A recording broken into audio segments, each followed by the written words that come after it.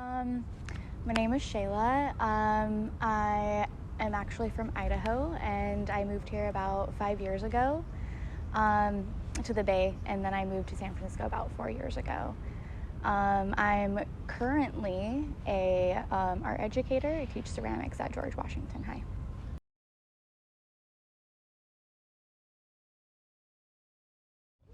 Yeah, definitely.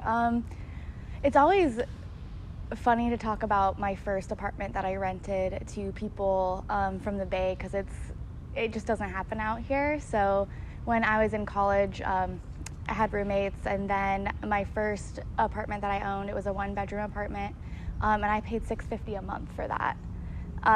And it was a decent apartment. It was livable. It was great. Parking included, lots of space. And then I was working for a job once I graduated college with my BFA. I spontaneously moved out to the Bay to help support that job and was a regional manager for a while. During that time, it was retail oriented, and I didn't want to let go of my arts intention, so I started interning with an incredible sculptor, an artist named John Toki in Richmond. And he's actually who was able to connect me to the job at George Washington teaching ceramics, and connected me to the previous teacher, Jamin Ziegart. And that's basically the reason why I moved out to San Francisco from where I was previously living. Living here in San Francisco, though, has been quite the journey. I've moved every single year that I've lived here, for various reasons, whether it's taking advantage of the pandemic prices, or noticing something in my lease was a little less than legal. And it's just, we live in the Sunset right now, me and my partner, and honestly, if I didn't have a partner, I don't think I would have been able to afford to live out here as easily as I have. So we actually started in Marin. It was just really easy to get into a place in San Rafael. And so the first year I was teaching, I was commuting back and forth. And then we found a place in the Sunset. We would have stayed there forever if it wasn't for the landlord needing to remodel the home. But she already set us up with that knowledge beforehand. So after that, we moved to the Mission, which honestly, I love it. The weather there's incredible, always sunny, and there's always something going on. But that was the apartment that had the sketchy landlord situation. In the lease somewhere, they had written that basically if anything were to go wrong in the apartment, that it was our fault and that we'd be liable for it, including plumbing. And we had talked to the neighbors, and the previous tenant moved for that reason as well, because they were going to make them pay for the entire plumbing again. So we just had to get out of there, even though we loved the area. And it was actually, I think, the hardest to move this time. In this last year, we just moved to the Sunset again, in a great spot close to the beach and close to Golden Gate. So I can't be angry. I lost the sun. But it was definitely very tricky to find this place because of the prices just have gone up quite a bit recently, and it's just not a renter's market. So this one was probably the most difficult to get into.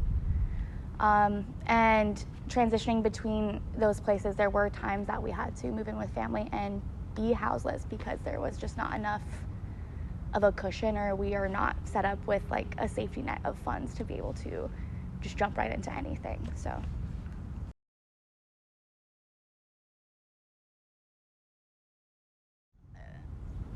for a few of them, yes. I know it's a little trickier for the younger teachers, mostly because a lot of us have moved into San Francisco looking for opportunity in that. But I also know that one of my coworkers has not moved in 15 years because they don't want to lose their grandfathered rent. And they do need a new place that's bigger, but they just can't afford to move into that. So I think the sentiment does align in a lot of it. But there are some teachers that have some partners that work in tech that are fortunate to be able to use them to be able to get into housing. But it's rare that you hear a teacher being able to do it all by themselves.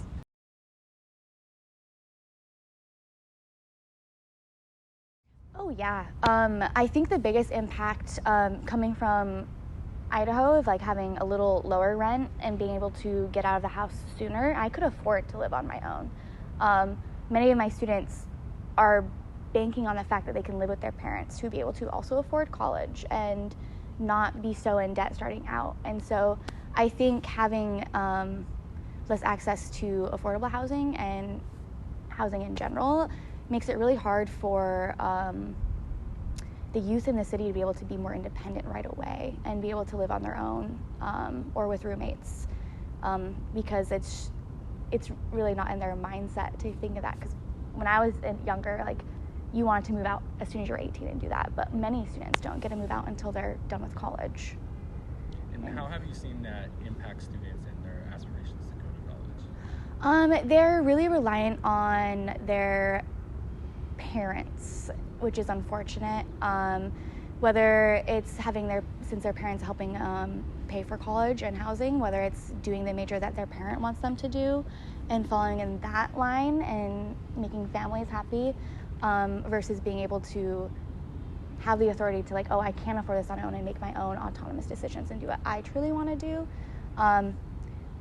But I always look at it from a very humanitarian aspect and like an arts aspect. So I always look at that side of things.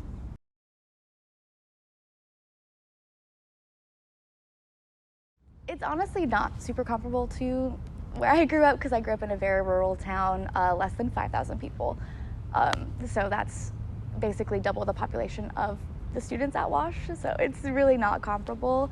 I feel like the thing that gets me is that there is so much housing available that's empty and just not affordable. That makes it such an issue because there's a ton of buildings, ton of apartments all over the city, and there's a lot that are empty. And I think that's the part that gets me because there is housing available. It's just not accessible.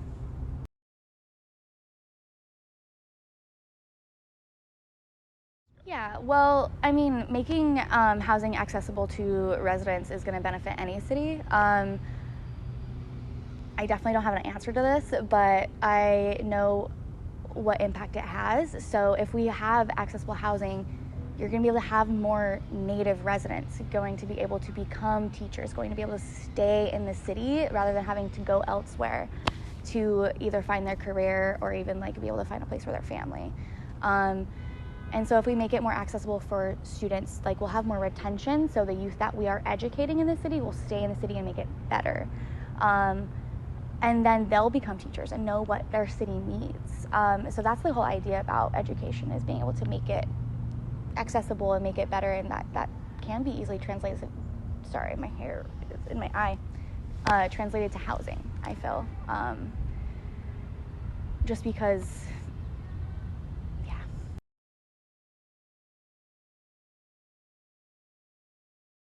Oh, absolutely. So the choice of living impacts quality of life. I see the janitor in there. Impacts quality of life. So like, I have lived in places where families have like 6 people in a 1-bedroom apartment as a neighbor. And I don't think a lot of people will actually choose that as their life because it's not really a place where you have space to live and grow and develop, lack of privacy, that kind of thing. So having choices to where to live definitely impacts quality of life. And I know a lot of like housing developments or like affordable housing focus on making new and cheap things. And I don't know if that's necessarily the solution, not only because there's a lot of empty housing available, but because that also restricts where they can choose to live, which no one wants to be dictated where they can live, whether it be apartments or like a house that they would want to have a backyard and care for, that kind of thing. Yeah, so I feel like living in Sunset is very lucky enough for me already because it's really not that far in distance. But being able to live like in Richmond around the school would be fantastic because then I would be immersed in the community my students are immersed in. And then I would be able to really see what the neighborhoods need and what they need to focus on for like their wants and needs. And I would be more immersed in the community as a culture. And just the housing around the school I work at is not accessible already. Richmond is known to be a little bit more expensive. I don't think we'd be able to afford a 1-bedroom for a couple years until my salary goes up. So it just would be better. You don't have to commute so far. There's some teachers that commute like from Sausalito or Marin, even some that commute from Pacifica. And so just because it's more affordable to live there.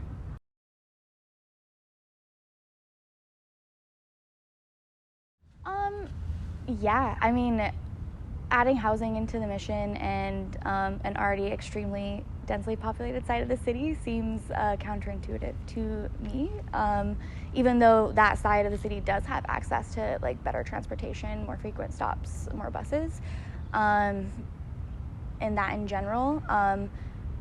It's really hard to plan to travel through Muni or buses on this side of the city.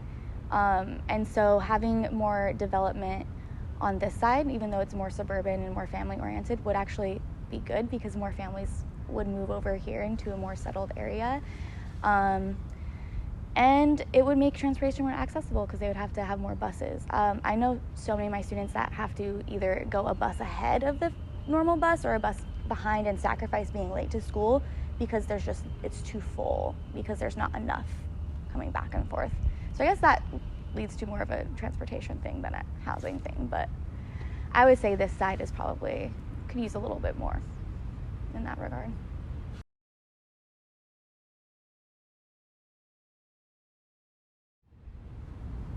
I would, easily like low income, which is like most of the city. So a lot of the city is below the poverty line for how much things cost around here. And that alone just makes it really, really desperate. There's a lot of families that do come, like immigrant over, that do have a little bit more money and are able to sustain that. But it's honestly so hard to pick a certain population because everyone's affected in such different ways, whether it be they have more siblings because it's more culturally appropriate to have siblings and family's super important. Or they're not having so many siblings because they have to save their money and make sure they have money for college for their kids. Or it's a family that has, it's just so hard to do the disparity and like pick and choose because I've seen students that fit every category, or multiple categories that fit multiple areas. It's just really hard to see that. But I would say that income really truly is the biggest disparity because with income comes a lot of privilege. Like living in the Mission versus living in Sunset is quite different, especially at night. In the Mission, there's more Muni, more transportation, more noise, more people are out later, so you don't get as quality of late nights versus here, it's like you hear crickets in the night, you know. So all of that really impacts everything, and where you live and having money control that also impacts that.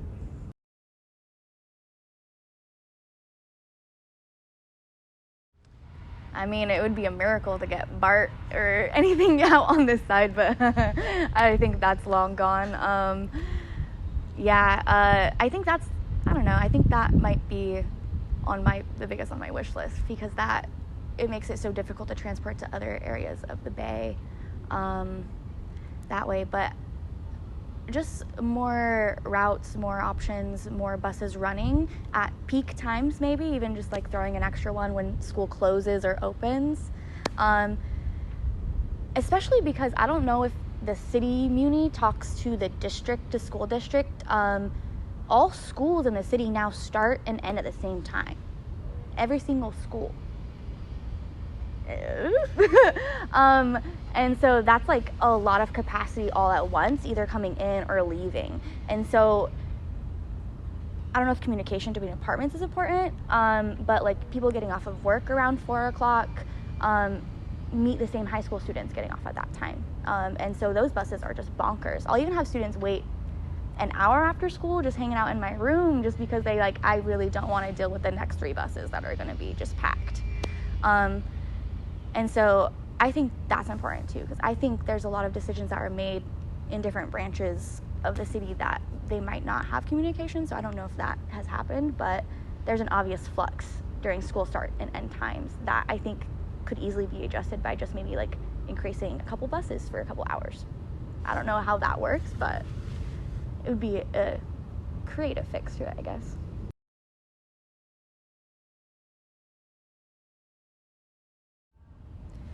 So I live in the Sunset and I've lived in the Mission, and I would say those are the two I can speak on the most.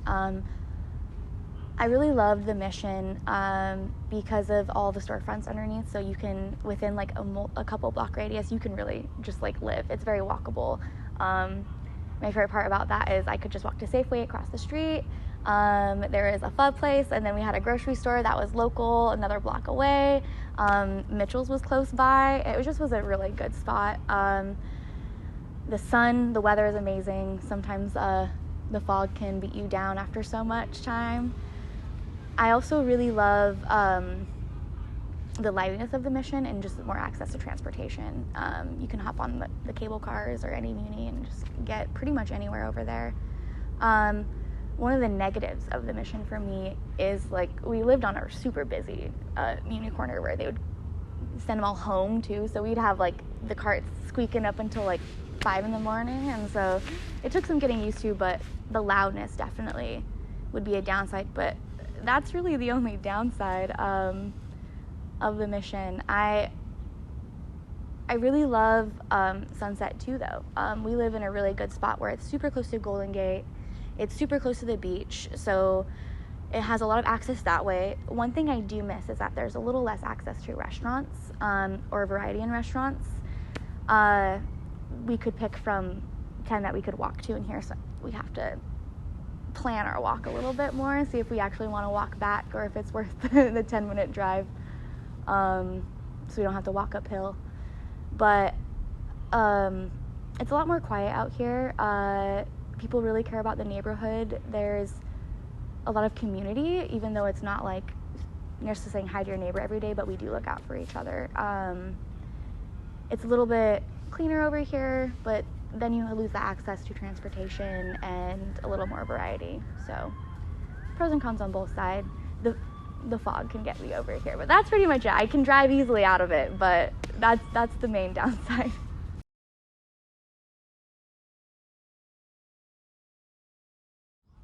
I know that there are free days at museums and arts. I would like to see more of that happen. I know other cities, I think when I visited St. Louis recently, all their art museums are free.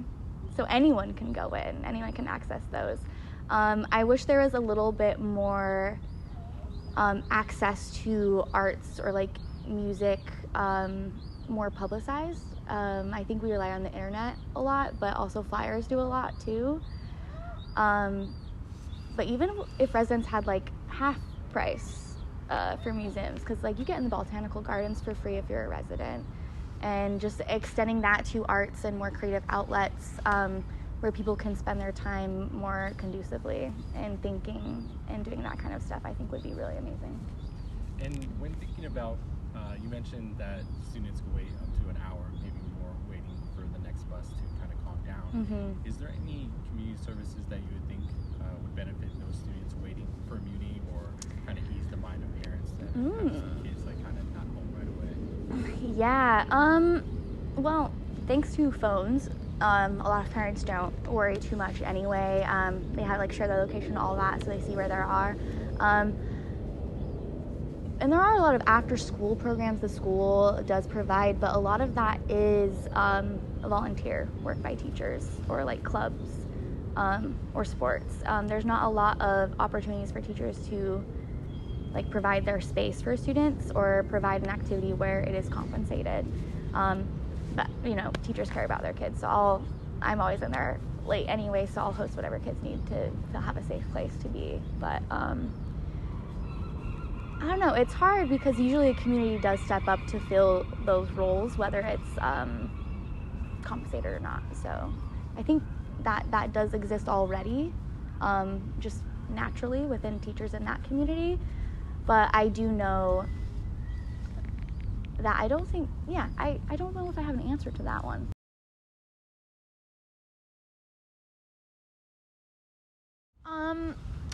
My favorite thing about San Francisco is the mom and pop shops.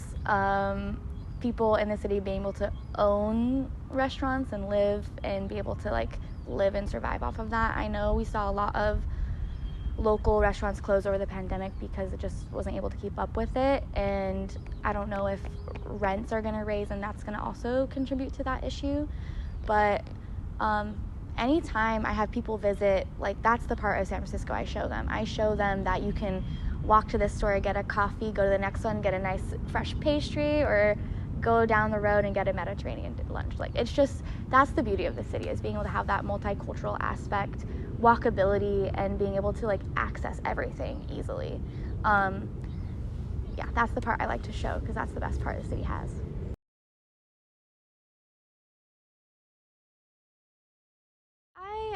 I do have hopes that housing just will become more accessible. I don't know what person looks at a $1.5 million home and is like, I got that. That's nothing. I can pay for that.